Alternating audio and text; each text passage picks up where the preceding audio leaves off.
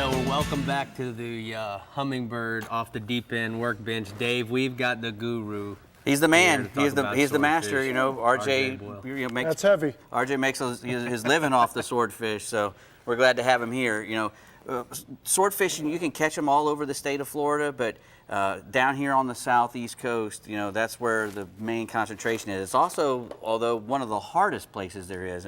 And RJ, you know, what makes it so difficult to fish in that area mainly? You know, I'm going to tell you, after years of doing it now, the hardest thing is dealing with the Gulf Stream current. When you have an average tide of about 3.5 knots, it makes it very technical. And you got to remember, at any time, you've got 3/4 of a mile of line out. So when you're trying to hook a fish that far from you with the current, there's a lot that can go wrong. You're fishing on the bottom in 1,600 feet of water. That's what you said was a good number. You know, if I had to pick a number worldwide, not just here, but worldwide, let's say 1,700. 1,700 So let's choose feet. 1,700 because they're caught worldwide. And you but got here, a 3-knot current.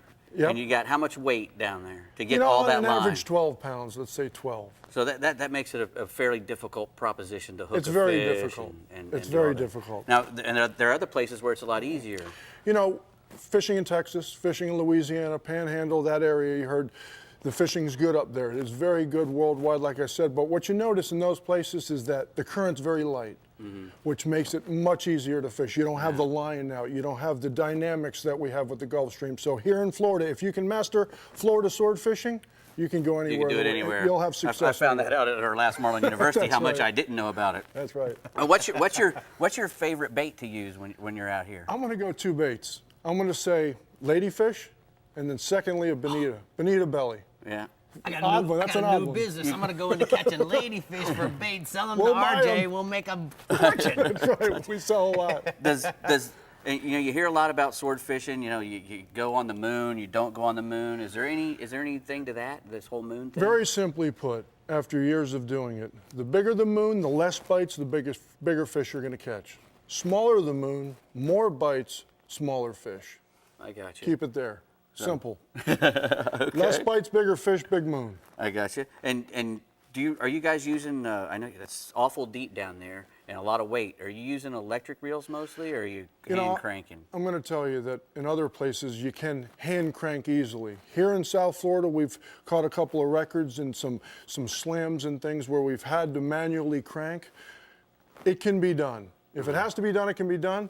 Hopefully the tide's working in your favor at times. If it's 3 or under, where there's a thin layer of tide, it can be done. But again, South Florida, the dynamics of the current make it difficult. Show them this fish. This is your daughter here, right? This is 3 months ago. That's one of the biggest swordfish that we've caught right now. It's about 650 pounds. That is a monster. And It dwarfs her. Look how big the bill is where her hand is. it's insane, isn't it? Yeah. And those kind of fish are swimming right out here. And anybody with a center console boat even can go out here. You know, how far off is 1,600 feet You down know, where you really, live? if you went straight out of, let's say, Hillsborough Inlet, you're talking about 14 to 16 miles. That's nothing. And those are some big old fish out there. Big fish. And there's another thing you got to think about, really. Daytime sword fishing here, down here in Florida, the guys in the Keys were really the modern day pioneers of daytime sword fishing. But what we're noticing, the guys are getting better. Let's say we've been sword fishing 8 years in the daytime, and over the last 3 years, we've caught 5 fish over 500. Prior to that, we hadn't really caught one to that. So the techniques are getting better. The dynamics of learning, the driving, and a well-seasoned crew is huge in the whole game. So. Yeah, I noticed just being able to see the bite in that really deep water was something. 95% of the people on the boat on a charter will never see the bite of a swordfish. Hey, thank you so much for coming